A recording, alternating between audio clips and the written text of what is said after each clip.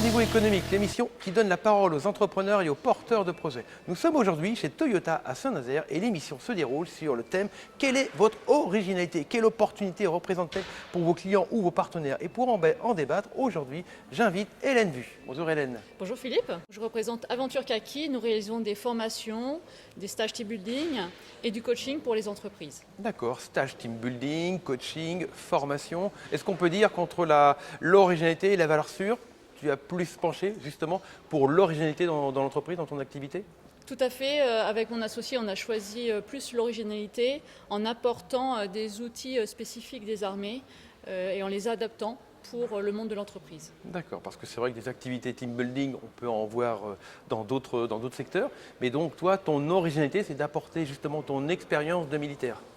Oui, tout à fait. On apporte notre expérience à la fois de l'armée de terre et de la gendarmerie, car nous avons tous les deux ce type de parcours. Et l'important pour nous, c'est vraiment d'apporter des outils utiles et différents pour le monde de l'entreprise, afin de dépasser toutes les difficultés et atteindre les objectifs. Ok, quand tu parles d'outils, on parle d'outils militaires. On imagine peut-être un tank arriver, des gens avec des mitraillettes. Donc, comment ça se passe ? On n'amène quand même pas les FAMAS avec nous pour faire les formations. Ce qu'on apporte, c'est vraiment une méthode de raisonnement tactique, des moyens aussi de réaliser une cohésion d'équipe et de groupe afin de faire émerger l'intelligence collective. Qu'est-ce qu'on entend aujourd'hui par intelligence collective ? L'intelligence collective, c'est-à-dire que c'est la somme des intelligences est plus grande qu'une intelligence individuelle. Ça permet vraiment, chacun a une expérience personnelle, chacun a vécu différentes choses et a pu dépasser différentes difficultés. Et c'est justement, chacun amène une pierre à l'édifice pour construire quelque chose. Et c'est ça qui est vraiment essentiel. Le chef n'est rien sans ses hommes. Donc c'est vraiment important de rétablir cette richesse qui est, enfin les hommes et les femmes bien sûr, cette richesse qui est la base.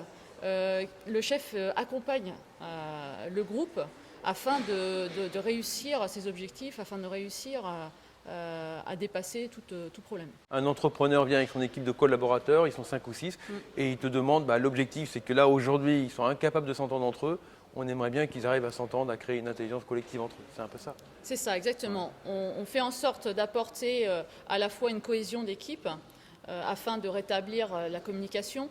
On sort vraiment le plus possible les gens de leurs habitudes. Parce que quand on est dans des habitudes, la communication en fait se détériore.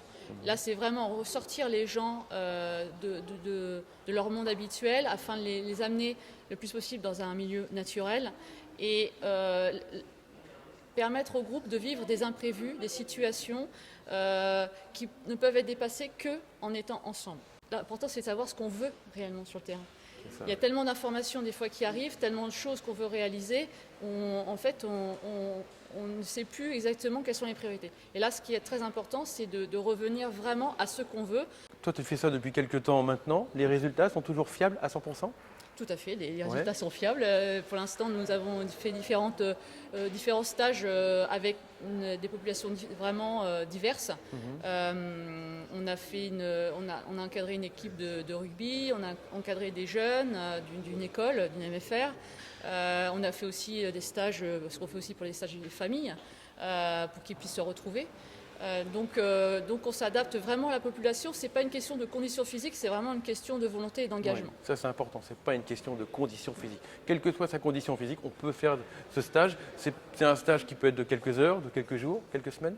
C'est ça, ça va d'une demi-journée à plusieurs jours. On fait aussi des nuitées. Les nuitées, c'est très intéressant aussi. Parce que là, on sort vraiment du cadre normal et passer une nuit, on va dire, à la belle étoile, transforme un peu le groupe.